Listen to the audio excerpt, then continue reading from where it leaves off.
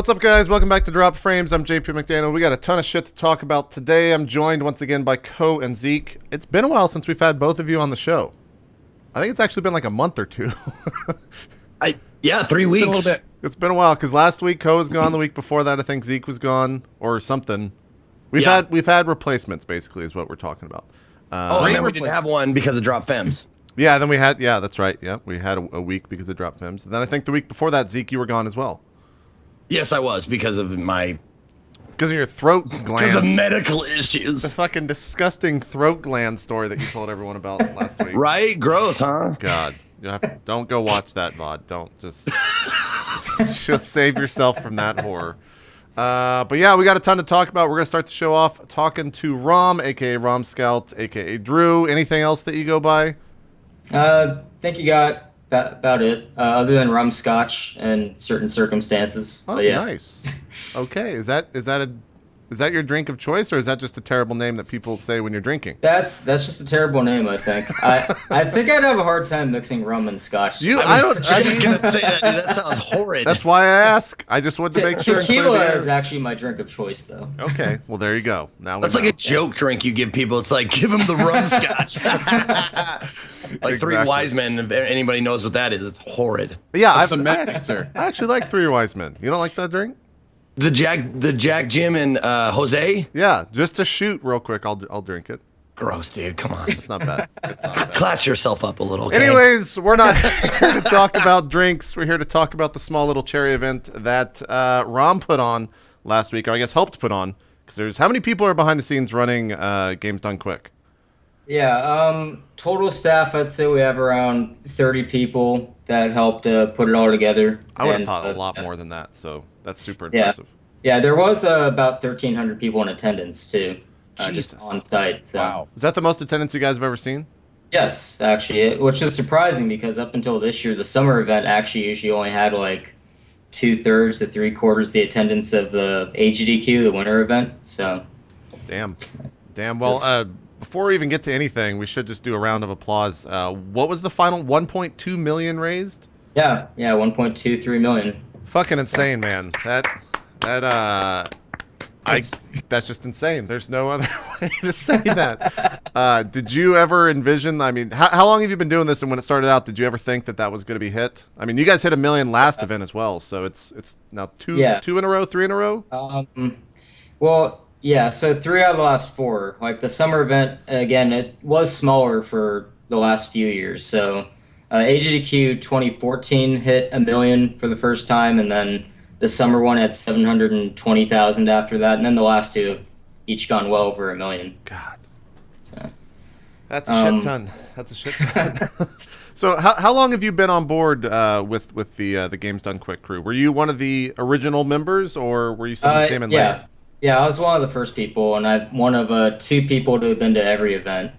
But yeah, we started in a basement actually with like 15 people, and we just it's just grown exponentially every year. I can't even describe it. Like we just can't keep up with it very well, but we try. What did you guys get the first year? Was it like 20,000 or something? No, not quite. So this is January 2010. Okay. Twitch didn't exist yet. We were streaming on Ustream, and we got like 10,000 for care. I think it was like a little over 11,000, but yeah. To me, that's still impressive as shit. Yeah. What was the viewership back then? I want to say we peaked at like 1,500 viewers, and that was enough to make Ustream chug for everyone. Yeah. Yep, it's very true. Ustream back then, man, and maybe even still today, they will chug at quite small numbers. That's where I started out, was on Ustream, and before that, livestream.com. So I understand all the trials and tribulations that you've been through, probably. Can you point to like someone who's like brainchild is like, was it you and somebody or somebody else, or like the idea behind it? Right, yeah. Most of the credit I have to give to Mike Uyama, who owns the company now, and he definitely kicked everything off and did the most work for the first event. So it originally started because we had been watching other charity events that were going on at the time, and a lot of them were it's perfectly fine what they were doing, but the focus was mainly on getting incentives to do stuff like on camera, right? Just like do little gimmicks. And Yeah. we thought that was like fun, but we're like, we're speedrunners. We really love the gameplay. We want the focus to be on that. And we had a speedrunner meetup every year at MagFest anyway. So we were like, well, why don't we just try a charity event and just do incentives that are gameplay based and try and roll with it. So we were going to have it at MagFest the first year, but we ended up having internet problems when we got there. So we ended up like rushing back to Mike's place and just like starting the stream 3 hours late in his basement. And then we didn't have audio for another 3 hours on top of that. We just kept it rolling anyway. And finally, got it going smooth a little bit. And we ended up raising 10 grand, like I said. Awesome stuff. When did you end up joining Twitch? Because I didn't even know you were a part of Twitch until about maybe a week ago. I started researching. I didn't know that Twitch had a charity a charity events manager. Is that the title? Yes. Okay. Yeah. So any charity event that happens on a site, you can come to me for help with like promoting it or just helping you find sponsors. That's awesome. Tips for organizing it, it's everything like that. And do you live in San Francisco? Yes, I do. Okay. I work at the office, and I've been working for Twitch since April of last year, and at the office since September last year. Cool. Well, I wanted to, I guess the one thing we were talking about this a little bit prior to the show. My biggest fascination with the Games Done Quick that you guys put on is just the tech aspect. And I know you can't go into it too much because you obviously have a lot of people that handle that stuff for you. Right. But Yeah, I gotta imagine the pit that you guys have of just cables and the amount of connections that you guys have for all of the fucking hardware that all the systems. How many do you know off the top of your head? Like how many systems you guys had there at the show last week? Yeah. So we would have one streaming computer, one computer used for local recording, two gaming PCs on that stage there. Obviously, any consoles, and then up to four TVs at any given time on the stage as well for races, and a giant audio mixer that cost $3,000. Is that just to mix everything, like to house, to stream, and yes, yeah. I mean, casters? we have like the host up there, of course, at any given time. Then we have four people on mic during any given run. And then we obviously have to have people in the tech station be able to communicate with all of them to give a heads up if there's anything wrong or just do audio checks. And then we have to balance the game audio with all of that. So it's a pretty necessary mixer for the production we want to put on. You guys have someone on hand 24/7, right? To Yeah, main all yeah. that. Or This was actually that was actually a big improvement for us this time. We actually had a Power Up Audio come to us after GDQ, and then Wow. they offered as a sponsorship just working 24/7 to have professional audio help. That's awesome. So, yeah, it was huge for us. Like this is the smoothest it's ever been for that. Yeah, I think any streamer will tell you that audio is the number one fucking horrifying thing that they can deal with. Can confirm. So that's got to be an amazing weight off y'all's hands to be able to just pass that off to someone else. So Zeke, Code, do you guys have any other questions? I'm kind of taking the show off, but go ahead. Just want to, like, as far as people that work the show, is everybody like volunteers and that kind of stuff? Is that how you like get a lot of positions filled, or? So we have about 15 paid staff who have to do all the work leading up to the event. I do all the scheduling, of course, and we have like a game selection committee because we have so many submissions for the schedule. Then we have like all the sponsorships we have to take care of, and registration, and just getting the venue. All that stuff just takes a lot of work ahead of time. So we have paid staff for that. And then on site, we have several more volunteers. I think we had around 150 volunteers this time. Wow. Just helping with stuff like tracking donations, making sure that they went to the right prize drawings, and approving comments for the host to read. People reading the comments and then shouting out sponsors and stuff, and just general like tech volunteers to help with the broadcast behind the scenes. Are you having to like turn people away for volunteers, or is that? Very few, but yeah, I mean, we're at the point where we could just have infinite volunteer shifts filled. Yeah, I mean, when you said 150, that's Yeah. amazing to me. That's a shit ton for that event. Yeah, and I'm just glad that so many people in the community want to help out. Like, very thankful for that.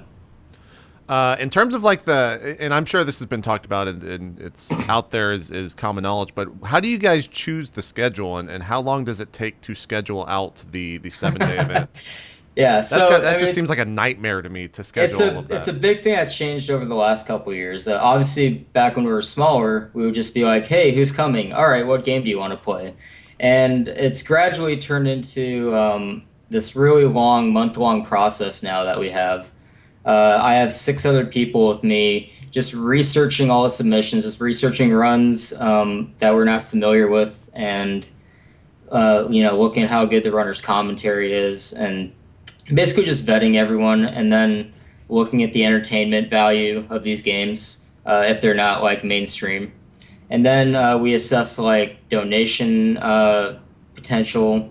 We assess like the reception the game got at a previous event if it was in one. And it ends up we cut down about 1,500 hours of submissions down to the 150-hour schedule. Jesus Christ! And yeah, so that takes about a month, and then from there I just like make a coherent schedule out of people's availability. Is there like one game where you guys are just like, nope, it's not, nope, you're not in? Is there a one game that you guys see and it's like never? There could be a few, but I'd say it's really hard for anyone to get a game in that's like over 5 hours now. Like it needs to be something really special and have a lot of donation potential if it's going to be a really long game at this point. Now, does it matter like where the say like a Mario 64 would be in prime time? Right. But like there's like how do you decide like where the slots go? Do you decide like on popularity of the game? Yeah, I mean, it's not all popularity. Like, if we had gone just off popularity, like, the Tetris guys wouldn't have made it in the last 2 times. Yeah, that's true. That's true. What? So, that was the most fucking amazing thing I saw. Like, it was just, Right? it was crazy. and the room was absolutely packed for it. But, Yeah. I mean, last GDQ, when we first selected them, that was a risk. Like, we didn't know exactly how it would go. Because it just doesn't have a big online presence, right? Right, Yeah. but we're just like, people will be blown away by this, so they are getting on the schedule. And Dude, we talked about that last week. I was just like mind blown. Like these guys are human computers. Their pattern recognition is just out of this world. I think it's probably my favorite one just because of how fucking insane those people are to be able to do that stuff. Practically blindfolded at some parts because there's no blocks on the screen for like a solid 60 seconds or some shit. Yeah. They just have it all memorized. It's like, what are you doing? I liked there was one of the people I was watching and he had like a little a song for like every section. He'd be like hop, hop, jump, slide, and he would like go through the different ones and as he was singing it would do them perfectly. Absolutely amazing stuff, man. Oh, I think that was Kid Icarus where he was like it was a scroller and he would like be like hop, hop, slide, jump, now hop, and then. That It was sounds very like cool. for that, yeah. I had no idea. Yeah, it was and it's like if you would have messed up a single one of those, the whole thing would have like come to a crashing halt. Yeah, I have It's great. little cues like that in my game too. Like, there's a certain skip I do where I just push the jump button. You have to hold it a certain amount before hitting the next one. I just go 1 and 2 and 3, and then I hit it. Like, I don't have any visual cue for it or anything. So, yeah, that's definitely a thing. A lot of us have weird quirks when you run these games to get all the timing down. One question: How did Super Metroid become like the game? Like that's like the game that everyone like, and then the save and kill the animals, of course. Like, Yeah. I know that probably just grew over time, but yeah, can you give us a little backstory on that? Yeah, Super Metroid's one of the 2 games that's been in every single GDQ, and the first time, like, we're just thinking of random incentives to add to these games. Like, what could people donate for? Not even what they would donate for. Just like what is possible for them to donate for besides just wanting to donate to the charity out of goodwill. And we're like, well, I guess we have like the ending in Super Metroid has like that one pixel art flies off the screen if you save the animals. So we might as well just throw that in. Didn't think much would come of it, but it just became like, I guess you just call it such a meme like over the years, and it ended up at some point taking up like 20% or 30% of the total donations for a marathon. So we're just like, well, I guess this is staying in. Yeah, the incentive was like 300 something thousand, right? Right. Yeah, it was over 300,000 this time. Insane, man. God. So we ended up over time just transitioning it. It made most sense to always have it like towards the end of the marathon. Like pretty much the second to last game is the slot you'll always see it in now. So yeah, I never miss it. I that's one of my favorite things, especially since you got 4 people running it, and like I'm not a speed runner like watcher guy. Like every time the GDQs are on, I watch them.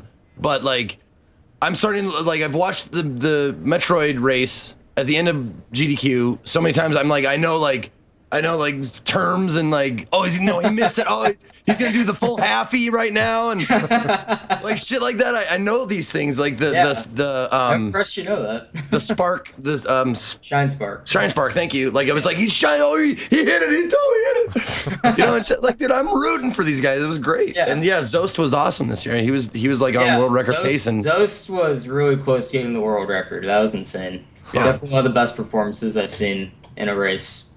But yeah, and he was the second place finisher in the HDQ race that everyone remembers from 2014. Like that came down to within half a second. So it was. We've had some really good races of that game, and I don't know if it's gonna be a race every time, but it's definitely a game that I never see getting cut. Really? It's always going to be there? I have a hard time. $300,000. Yeah, I guess you're. Yeah, I started thinking about what I just said. I was like, that was a really dumb question. Of course, it's and gonna be also there. it's I mean, Super Metroid is not like a gimmicky fucking game. It's like It's also there's a like, lot of skill in it. It's true. well, no, I'm saying like it's a wonderful game. Like I played through it like 3 or 4 times when I first got it for my Super NES, and you know I still love it, and it still looks great. The music is fucking stellar. Like there's so many good things going for it. Like I don't see, and it's also one of the franchises, Nintendo franchise. Yeah, So definitely one of the most technical and competitive 2D games in the community. So we'll never be at a shortage of skilled runners for it. well, I think maybe the only way that it would be out would be if someone completely finds a way to just fucking break it and do it in 5 minutes. Oh, they already can do that. It can be done in like 10 minutes. We just choose not to do that run usually. Oh, really? Okay. Yeah. Never mind then. It could be like a donation incentive, maybe. I think it was even, if I remember past right. event. But yeah. So we might have it as a donation incentive run, but it'll probably never be the main run. What's like the most obscure game that you've approved in recent times that you can remember right off the top of your head? I mean, so one of my favorite ones is called Trio the Punch. It's just this really weird, crazy old Japanese arcade game that has really annoying music, but it has like. Hold on, we all hear that, don't we? Not me. Okay, now it's gone. Shit. Not me. Okay. So, yeah. Anyway, the game is like you fight like Colonel Sanders, and then he turns into like a robot chicken, and yeah. What? I didn't see this. That was this at last week. It was in a block called Awful Games Done Quick. Then we have that every HDQ. So if you go back to the last one, you'll see some of it. It's a pretty zany game, but yeah, one of my favorites. I watched the very, very end of the Chrono Trigger run, and having Chrono named Iwata was pretty fucked up, to be honest. It was tough to get through some of those, like, I guess, cutscenes in Chrono Trigger where Chrono's name was Iwata, because it got pretty emotional, I guess, at times was the best way to describe that. The Earthbound player name was also Iwata, and that had a really emotional moment at the end of the game. So, I mean, it makes sense, though. People just want to, pay tribute to him and have his name in the marathon, and we welcome that. Well, the Earthbound one made more sense because... he was involved in that game. Right. Yeah, he wasn't involved with Chrono Trigger, was he? No. Yeah, okay. That's why like I saw like all the name incentives. I was like, I understand the ones that he was involved in. You don't want to play tribute and stuff, but like putting his name on somebody else's game is like that's kind of funky to me. Well, Eduardo was in the running for basically every single name incentive in the marathon, so yeah, true. Just has a lot of fans, dude. Like, and totally, I hear you. It was deserved. So, one of the things we were talking about before the show was the chat, and the topic of discussion was, right. You guys have had an open chat, and I don't even think is slow mode involved at all. Yes, slow mode's in. Okay, I've never tried like just typing in chat because one, you can't see what you're typing because just a constant stream of nonsense just going on. But yeah, like what is the thought process behind that? Are you guys just trying to keep it pure, trying to keep it raw, or is it literally that you guys just don't read it on site? So we had more debates about this in years past, but we have another chat that we also use. That's just a QuakeNet chat. We have that on the actual homepage of the site, and people are always welcome to join that. So that's the alternative chat people go in if they want to actually talk to people during the runs. And then for the Twitch chat, I mean, I know there's like some stuff that goes on in there that some people get offended by once in a while, but we try and turn it on sub only when it gets like really, really bad, and that's like overtaking the chat. Right. Other than that, though, yeah, we just, people are clearly going in there just to have fun and, make it like cheering in a sports stadium more or less online. And, I mean, that's pretty much what it is in there. Yeah. it's a spew of nonsense for 7 days. Hooligans, yeah. I mean, people are going there for that. And for the most part, we felt that turning it sub only will just make a lot of people feel turned off from that and not feel as welcome to watch the event. So even though we're probably bigger than a lot of chats that are sub only and with on Twitch with good reason, we just haven't really felt like intruding on it too much. Maybe that'll change as we grow even bigger, and if there's more issues from it. I can't really tell.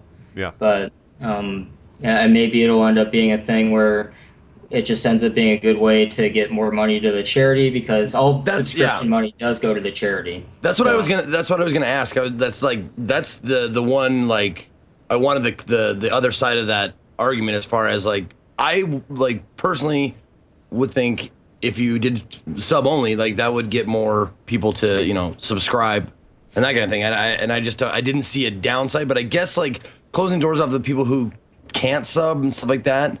But yeah. I don't know, man. Like, if you want to get into a charity event, pay $5.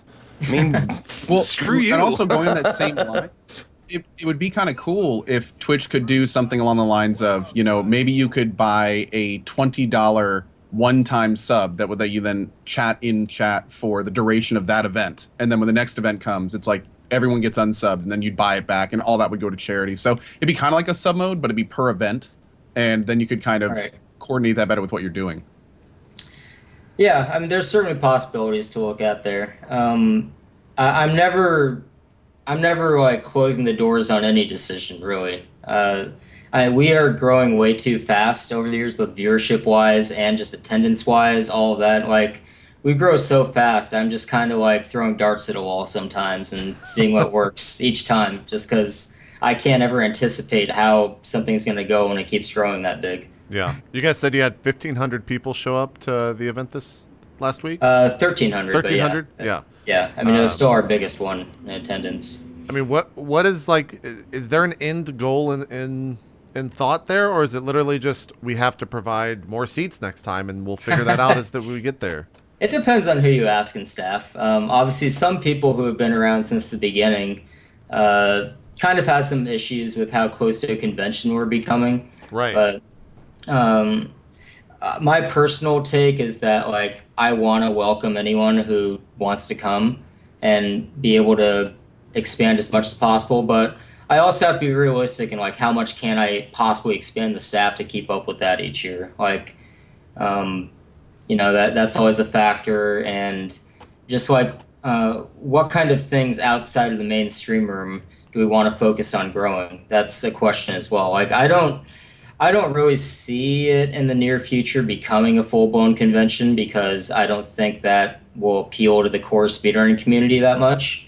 It outside of the event right now, outside of the mainstream room, it's mostly just like a gigantic speedrunner meetup. Like if you just go to the side rooms, the packs, where they're playing board games and stuff, it's like that on a mass scale for the rest of the event, pretty much. Do you guys have like setups for them to play? Because I know you have like a Yeah, practice room, yeah. but do you have just like a playroom with a bunch of Yeah, different shit we set up? have. I mean, we had a World Nine Gaming helping us out a lot this time, and they brought in over 100 TVs.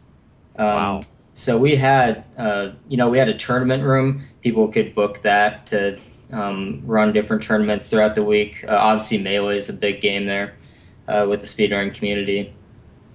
We had a board game room and card game room, and we had a LAN room. People could just go on PCs and play games there. And yeah, just like a casual room, like you just mentioned, where people can just go and chill and do whatever. And Sure. half the practice room ended up becoming that like halfway through the event, and we don't really care. Like we don't Just want kinda to let 'em do whatever.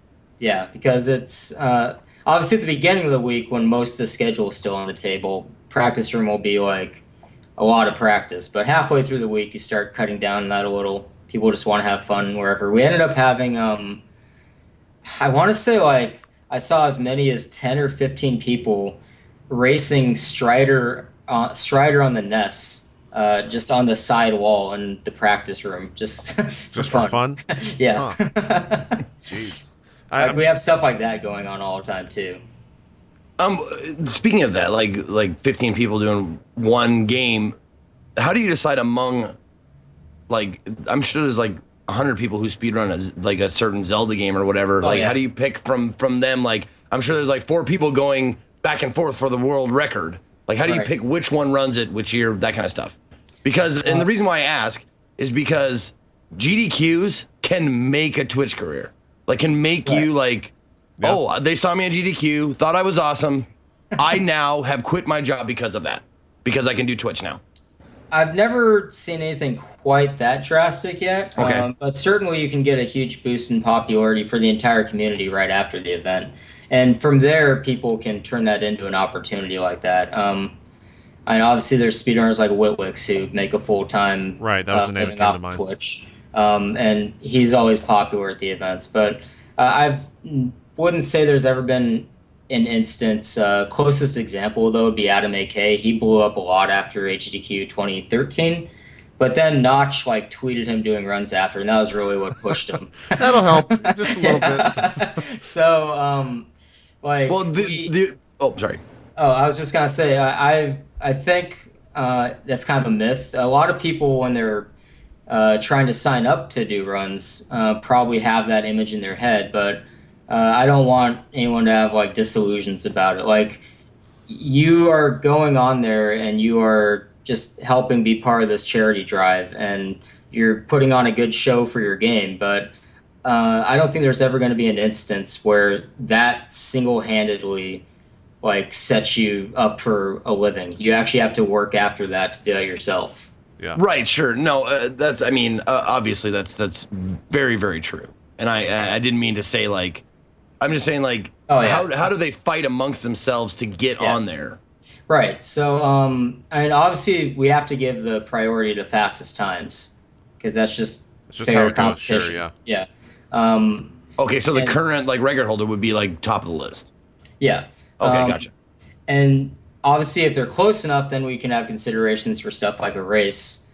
If we don't want to race for some reason, though, sometimes there's certain runs that just don't work well for a race because maybe people aren't familiar enough with the game as it is, so it needs to be explained better. Just have more focus on the commentary. And yeah, so fastest time gets priority for the runner, but certainly like other people on the couch doing commentary, we would want just the best people for that. It's not like number 1, 2, 3, and 4 are people on the couch. It's number 1 and then whoever the runner wants to choose to do commentary with them. Oh, okay. So a lot of time the runner has a large say in who's behind them. Yes. Yeah. Obviously, we've had some examples in the past where like we had some awkward stuff happen on the couch, and then we just made it a rule after that. Like, all right, like runner is welcome to say open couch, but like they just get full priority on who's on there. Yeah, sure, that makes sense. I remember the guy, and I forget his name. I think it starts with H.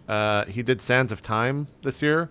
Yeah, And, Hennico. yeah, Hinako, and he probably had like the most amount of the game just wasn't cooperating with him.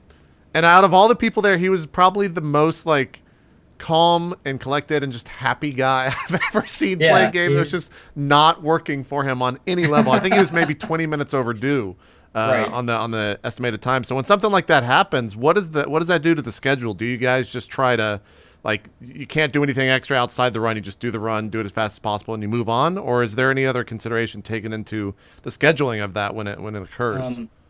Yeah, I mean, whether we do a mercy kill or let the run keep going, partially depends on how far behind schedule we are already. It partially depends on how the runner is handling it. Obviously, Hennico is doing a great job handling it, so we didn't really mind to just let it slide and let him finish. But like if a runner was getting really flustered by it, like a few AGQs ago, this definitely happened. With the Fire Emblem run. If the runner is just getting really flustered and just showed no signs of wanting to finish, we're just like, all right, well, guess she can just call it good here. Thanks.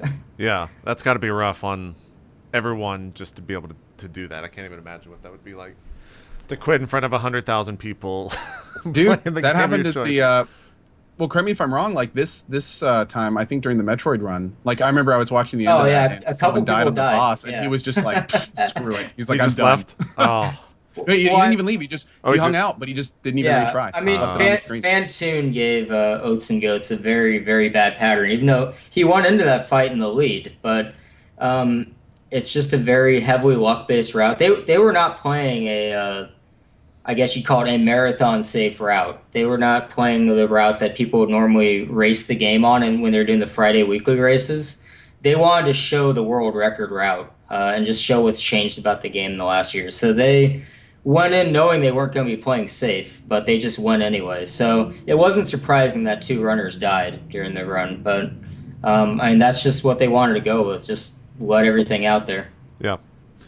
Yeah, no, Made it that was exciting. completely heartbreaking watching that. Just like seeing because there's no saves, there's no auto saves, so you can't like Yeah. start. I mean, starting over again would be just like There'd be no after point.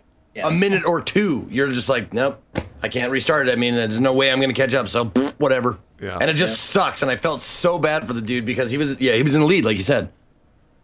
It's rough. It's rough. What do you guys? How do you handle? Because you said you've just been growing year after year to Right. places you didn't even know, and I'm sure all these other conventions out there that happen around the same time as you guys are asking, like, hey, come to our event and have your event at our event. Like, that definitely happens. will it always remain its own be its own thing? I think it has to. It's the community. It's just grown organically within the community too much to let it become a side event of something else. I mean, we can. Like I said, maybe one day it'll become sort of a convention. I don't really know yet. I don't think that's going to happen for a while, but Right.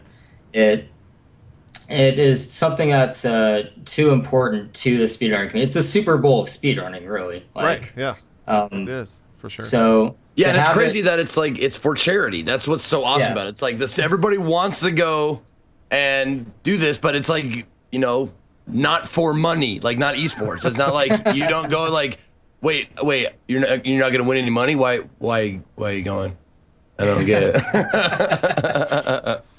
Yeah, it's just too big and important for the community to let it possibly become a side event of anything else.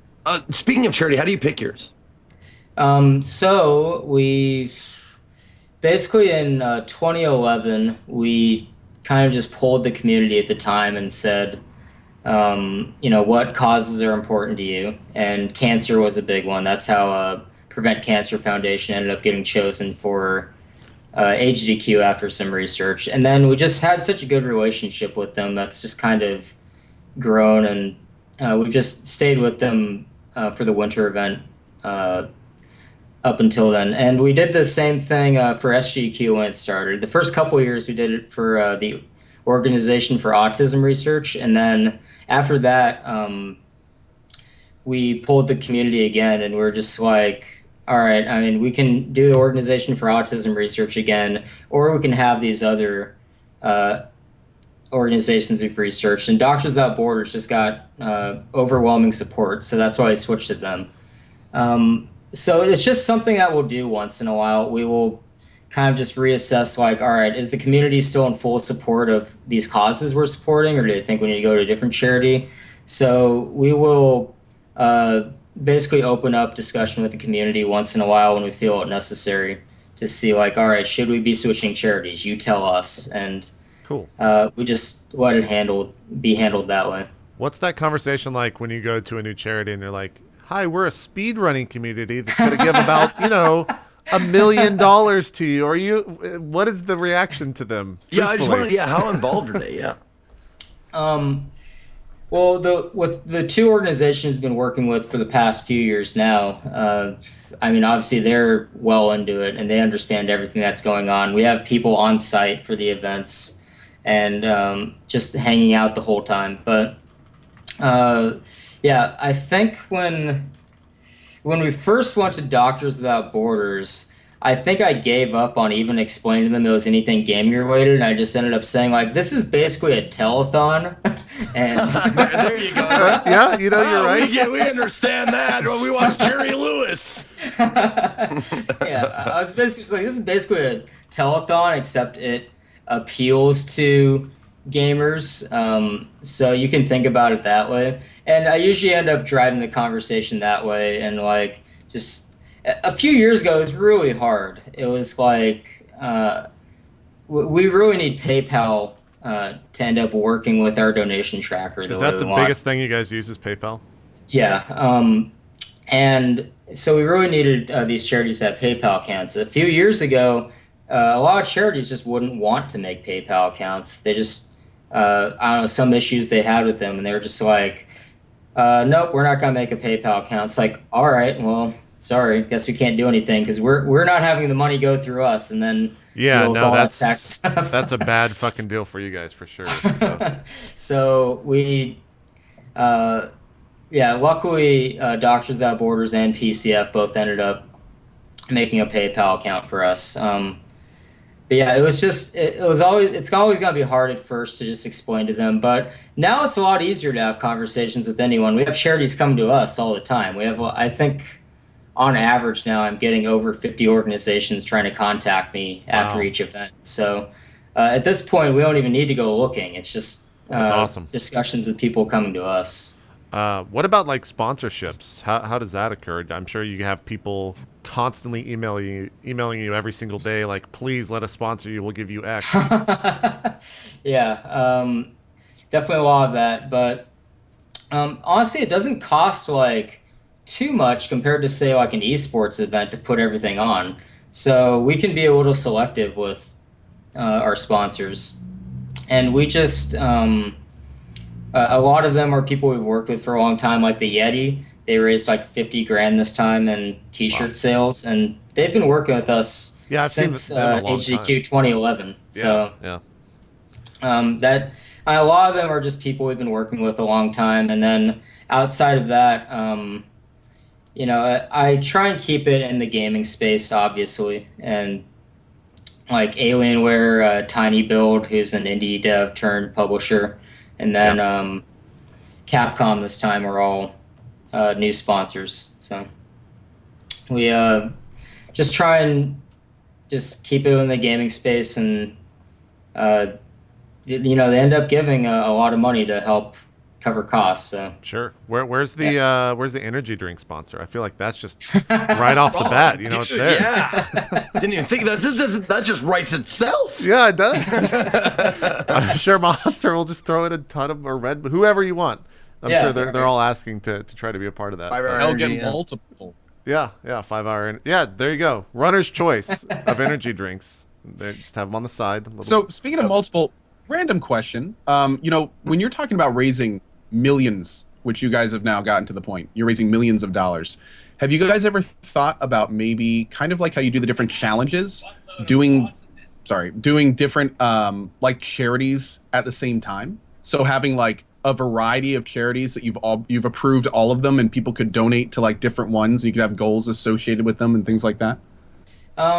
Is that even something you guys can do, or would that be more problematic than useful? I feel like in our current setup that would be more problematic than useful, but we've started trying to expand to other organizations through like I guess you call them little side events. Like we did something this last March with Sony for their God of War 10th anniversary, and it was God of War done quick. We flew in God of War runners from Europe, and they just did a little mini marathon over the course of a day and raised like $5,000 for able gamers. So we're trying to do little stuff like that with other companies and just do little cross promotional things, and it really reach out to other organizations that way instead of just saying like, oh, it's either GDQ or nothing for you, right?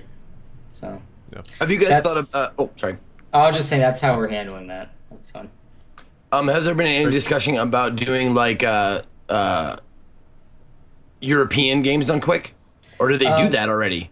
So they sort of do that already. It's not games done quick officially, but it's called the European Speedster Assembly. They did their event in late June, right after E3, and it was also on the front page of Twitch. But I missed it. Yeah,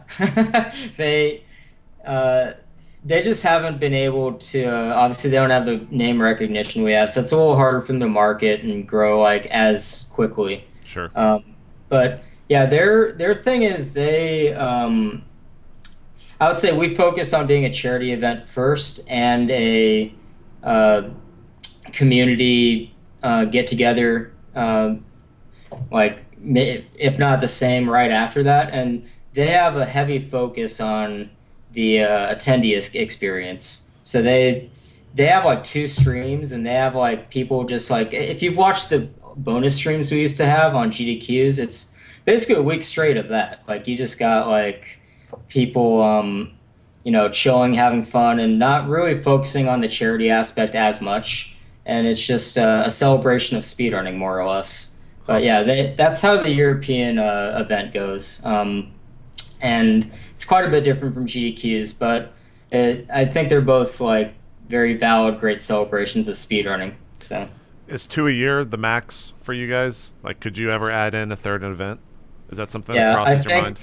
I think for games done quick, in particular, 2 events is really all of the staff has time for to keep their sanity. It's all. You guys are working year round on these events, I assume, right? Yes. I think you tweeted after last week that you already almost had next year's venue worked out, right? Yeah, so I'd actually flown out to the DC area to look for venues in May. So we at some point we're going to be opening up hotel reservations before the next event even happens, like for the one after it. Wow. That's just, with how big we're getting, that's just necessary at this point. But yeah, like we work year round on it, and so for the staff, doing more than 2 events a year would be just insane. And even for the attendees, like you have to realize it's a week-long event, right? Even if someone has like a good job, like that's a lot. 2 weeks of vacation is gone just attending these 2 events, and for most people, that's all the vacation they get in a year. That's true. So having any more beyond that would be, probably unfair to a lot of community members. So it's mostly going to be just the 2 main events and then the side events like I was talking about. Hey, Zeke, have you played this game right now? Have you seen this one before? No, I don't know. No, it doesn't ring a bell. Okay, you should check it out. Witwix runs it. It's called. I Want to Be the Bossy. Hold on, what's his name again? Witwix, WITWIX. He must be that 3-star guy that people keep coming into my chat. Maybe it might be that guy. About. Yeah, I'm not sure. I'm not too sure. Wait, that's a game that you speedrun? That looks super easy. You can. There's no way you can speedrun that. That's it's unhumanly possible. It's not humanly possible. It's crazy. That's insane. That doesn't happen. It's true. It's true. I just happened to. I wasn't searching for this. I literally clicked on the 21 hours that was being given to me in the VOD, and we ended up on this. But we're gonna leave it on this for just a bit. No, I take Fridays off usually in my broadcast, and just happened that it was a happy circumstance that this run was on Friday, and I watched the whole thing. I love watching Wigwick do this speed run. Yeah, it's great. It was Dude, good. that was such a great run, and I loved the commentary Yeah, and it the always deal is. with the deaths that they had going on, and the commentary throughout it. And it's like, watch, I'm gonna die a few times, disappear, and everyone's like, lol, he's kidding. Then boom, boom, boom. Yeah. Oh, Do you shit, guys serious? do you have like side bets going on at the event? Like kind of like how the fighting game community has like the small little side bets going on during the tournaments? Well, you can guess. Yeah, I assumed that you probably couldn't answer that, but I was just going to ask anyways because it's interesting to me. But I just imagine like a bunch of people like, hey, he's going to die in 3 screens. They just like throw down a bunch of money, and that's how it goes down. That's at least how I imagine it to go down. Who knows if it actually goes down that way. Bunch of people, user questions. If you guys have some, feel free to tweet with the hashtag dropped frames in it. One of the issues that streamers deal with when it comes to tips or donations, as a lot of people call it, is the chargeback. Do you guys have to deal with a lot of, I would assume, one, how many donations are you guys getting per event? Do you have a number for that? Just the raw number of donations? I mean, it runs in the neighborhood of like 50,000 now or something like that. But for chargebacks, fortunately, we haven't had to deal with that too much. That's really good to hear. Yeah, we aren't affected by it as a group ourselves, but obviously the charity would be the ones having to suffer that because it goes directly to their PayPal. But yeah, I want to say total we've had less than 5 instances of like major chargebacks. Wow.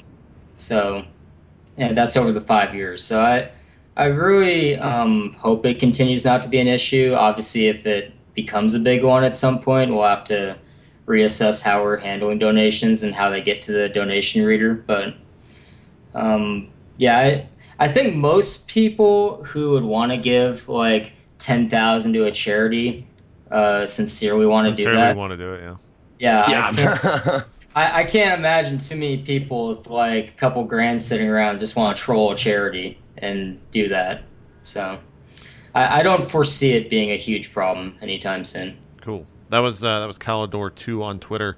Another question coming in from 4th8 on Twitter. One of the things that I wanted to bring up too is you guys have started working a lot with the mostly indie developers, although I guess you have had a couple of the AAA developers, and they'll actually sit in on the run, and some of those are my favorite. You guys had the Ori and the Blind Forest guys this year. You had the Dust Force, and then Shovel Knight, I think, right after that as well. Yeah, right. Which was just awesome to have them there. So what is that like? Are the devs contacting you, or are you guys reaching out to them, or how's that work? I mean, usually for indie games in particular, runners of the game just end up naturally coming in contact with the devs at some point, just from speedrunning it and streaming it. Yeah. The Ori dev in particular, like idols in the IRC channel for the Ori speedrunning community. That's awesome. So usually with indie devs, they just naturally have great relationships with the runners anyway, and then the runners just are like, hey, can we have this guy on for a Skype call? And I'm like, yeah, sure, of course. So that's how that usually goes. And then for the AAA ones,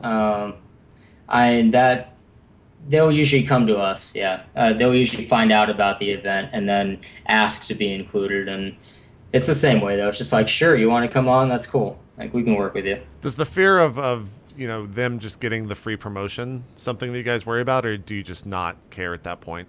I don't care at that point. Okay. I mean, their presence in the stream will only benefit the marathon. Benefit the charity, right?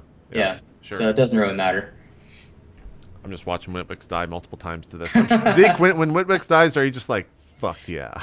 Is that how you react? Absolutely not. No, I root for him. I want him to beat the world record over and over again. I want him to get 2 seconds better from his best time and stuff like that, because that's what makes it like exciting. It's like, oh my god, he's on world record base. Go Claude. How many like was it last event that you guys have had a world record been set at one of these events, right?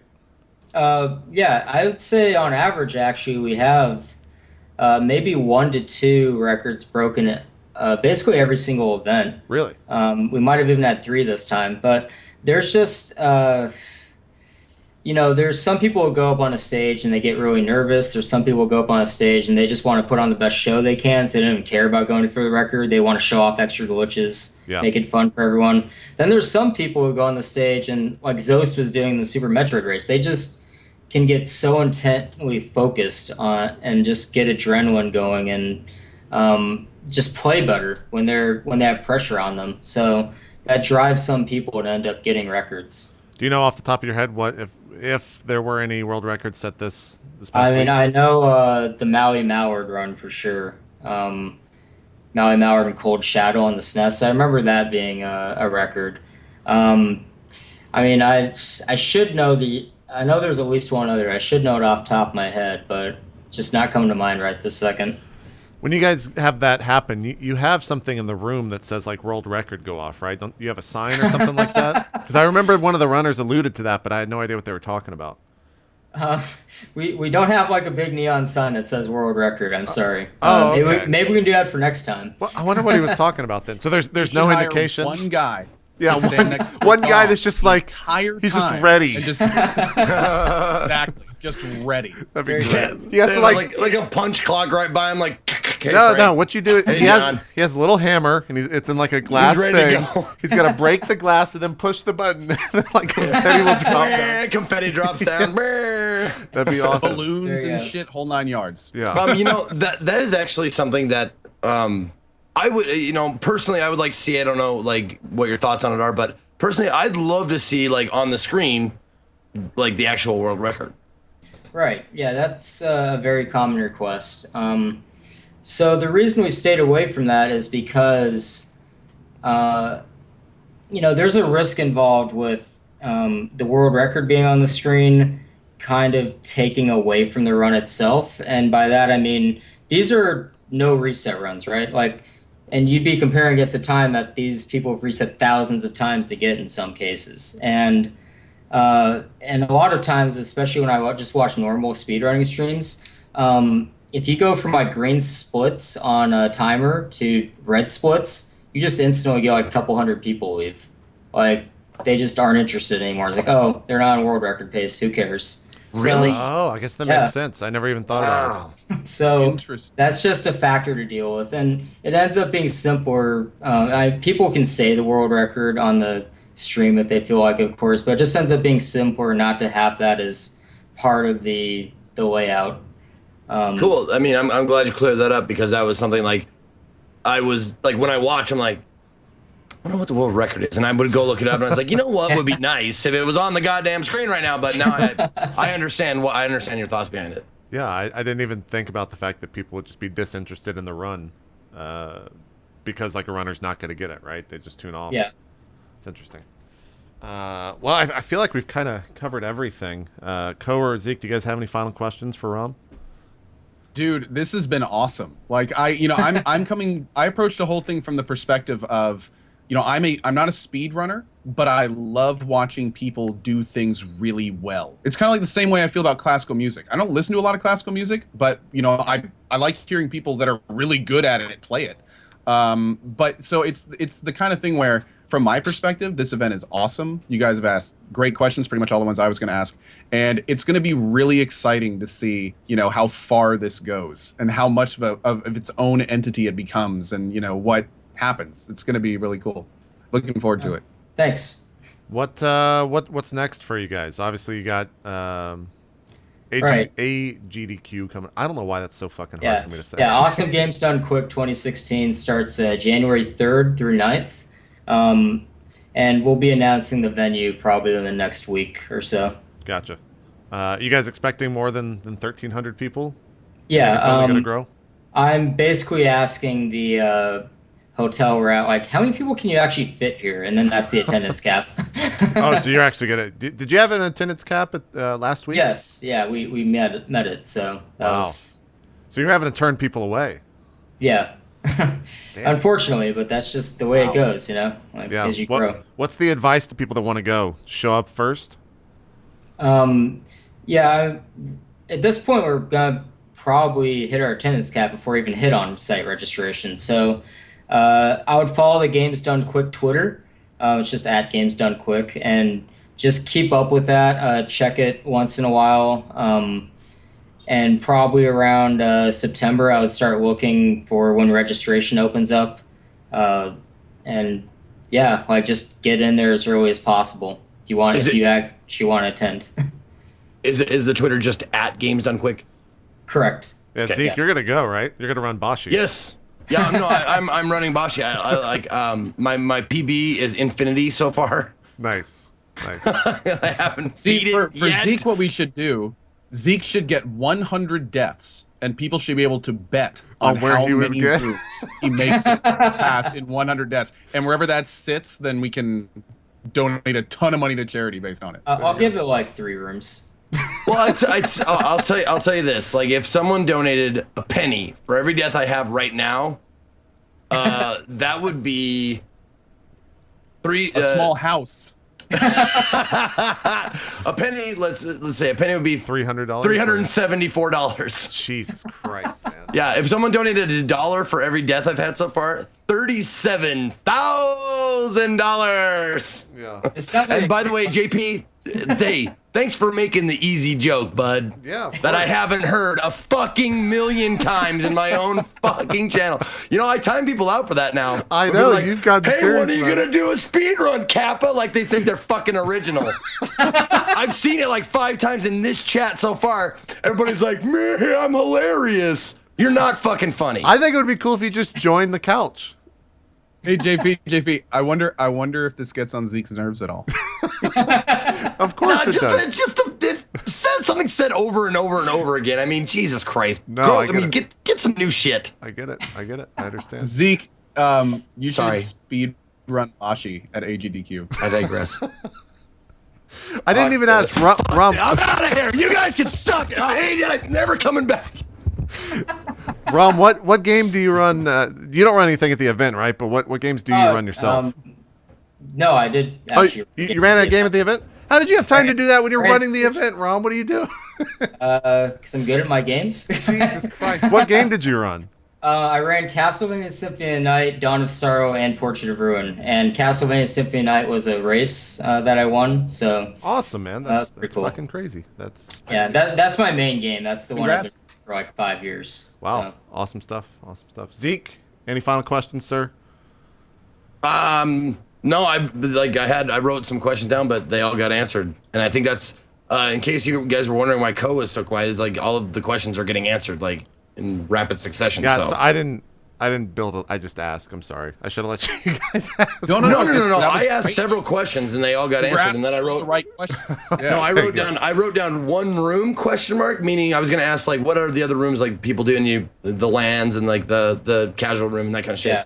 And then I wrote down how does it feel to like boost people on Twitch? Like they come to the event that people never heard of and they look at that person that's speedrunning and go, that's fucking amazing. I'm gonna go follow them, and then maybe sub to them if they have sub and that kind of shit. Does like viewership that a runner gets on Twitch factor into the fact that they will get a run at all? So if like a big streamer wants to run a certain game, can they just throw their name in there and expect to get it?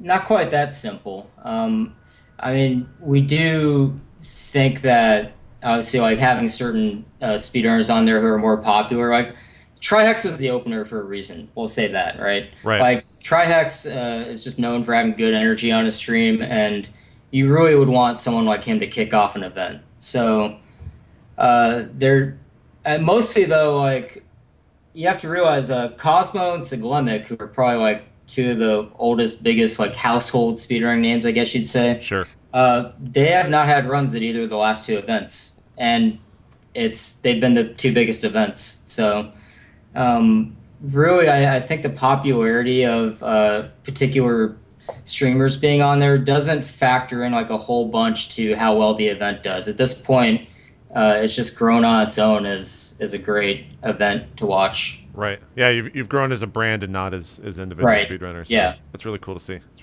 Well, I think that's it. I think we're out of questions. So thank you so much for coming on, man. It was an Yeah, absolute thank you blast for having me. It was hearing fun. everything. Thanks a lot, man. Love hearing the things that you don't really think about a lot when you're watching the event. I love hearing the answers to that stuff. Do you have any shout outs or anything you want to say here at the end? I made you a shout out card, so feel free to go on however long you want. When you raise $1.2 million, you can say whatever the fuck you want on the show. Yeah, exactly. Or we should be like holding your balls while we're interviewing you, you know? Yeah, I mean, it's really just the same people I'd thank at the end of the event, just like all the viewers, donors, anyone who supports the event in any way, gave prizes, made prizes. Like, people make prizes for this event, which is just mind-blowing. You know, just anyone who had anything to do with the event, like, you're all a part of what made it successful. It's not just the staff. It's not just the speedrunners. It's everyone who is there, everyone who watched. Like, it wouldn't happen the way it does without all of you. So there you go. All right, well, that's 1 hour down. We still got 2 hours left here on Drop Frames. We're going to take a quick break and shuffle in Shannon Z Killer, who just got hired at Twitch and got that announced. yeah, We'll be talking congrats to her. And we'll also be talking about, the latest events that have been going on in the community on Twitch. So don't get anywhere. We'll be right back. Thank you so much for coming on again, Rom, and we'll talk to you soon. I'll see you at GDQ. Yeah. There you go. Look forward to your run there. You son of a bitch. You're never coming back on this show. You're welcome back You'll anytime. never work in this town again. Don't listen to Zeke. He actually has no power here. No power. You're right, I don't. We'll see you guys just a bit more. Drop Frames coming up right after this. We'll see you then.